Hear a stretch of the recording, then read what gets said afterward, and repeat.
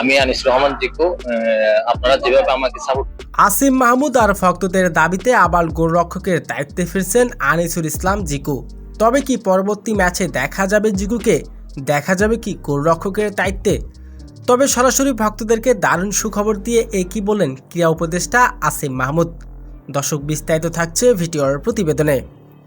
Bangladesh football নিয়ে শুরু হয়ে গেছে সিন্ডিকেট, এমনকি ক্রীড়াঙ্গনে তার নেই কোনো ব্যতিক্রম। সামান্য একটা বিয়ারের বোতল নিয়ে এয়ারপোর্টে প্রবেশ করেছিলেন জিকু। বাংলাদেশের গোলরক্ষক বাসপাকি, তাকে কিনা করা হলো নিষিদ্ধ।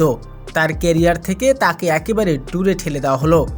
তবে সামান্য একটা বিয়ারের বোতলের কারণে ফুটবল থেকে নিষিদ্ধ হলেন জিকু। তবে এমন ঘটনা প্রায় ঘটে যায় ব্রাজিল আর্জেন্টিনার ফুটবল প্লেয়ারদের মাঝেও। হয়তো কয়েক ম্যাচ বরখাস্ত কিংবা জরিমানা করতে পারত, তা না করে তার ক্যারিয়ার একেবারে শেষ করে দিয়েছে বাংলাদেশ ফুটবল ফেডারেশন। তবে হংকংয়ের বিপক্ষে বাংলাদেশ বাঁচা মরার ম্যাচ।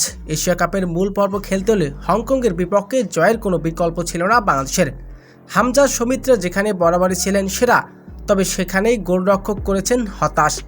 বাংলাদেশে ইজি জিতা ম্যাচ গোলরক্ষকের কারণে হেরেছে। গোলরক্ষক হতাশজনক পারফরমেন্সের কারণে এমন হার মেনে নিতে পারেনি ফুটবল ভক্তরা। তাই তো বরাবরে জিকুকে আবারও স্মরণ করলেন ফুটবল ভক্তরা। হংকংয়ের বিপক্ষে যদি জিকু থাকতো তাহলে এশিয়া কাপের মূল পর্বে আজ খেলতো বাংলাদেশ। তবে ভক্তদের দাবি আবারও ফুটবল জাতীয় দলে ফেরানো হোক জিকুকে, কারণ এশিয়া কাপের মূল পর্বে খেলতে হলে আরও বাংলাদেশের সামনে গুরুত্বপূর্ণ 3টি ম্যাচ রয়েছে। 3 ম্যাচে জয়লাভ করতে পারলে বাংলাদেশের এশিয়া কাপের মূল পর্বে খেলার সুযোগ থাকবে। তবে 3 ম্যাচে জয় নিতে হলে গোলরক্ষকের দায়িত্ব বরাবরই সবার থেকেই বেশি। সে কারণে জিকুকে ফেরার দাবি এবং ন্যাশনাল টিমে তাকে ফেরানো হোক বলে এমনটাই দাবি করছেন ফুটবল ভক্তরা। তবে হংকংয়ের বিপক্ষে এমন বাজেভাবে হারের কারণে ক্রীড়া উপদেষ্টা আসিম মাহমুদ বলেন, গোলরক্ষক বাসপাকি জিকুকে আবার দ্রুত ফেরা হোক। হংকংয়ের বিপক্ষে জয় বাংলাদেশের নিশ্চিত, তবে গোলরক্ষকের কারণে আমরা আজকে হেরেছি। তবে পরবর্তী 3 ম্যাচে জিকু থাকবে এবং তাকে দ্রুত ফেরানো হোক।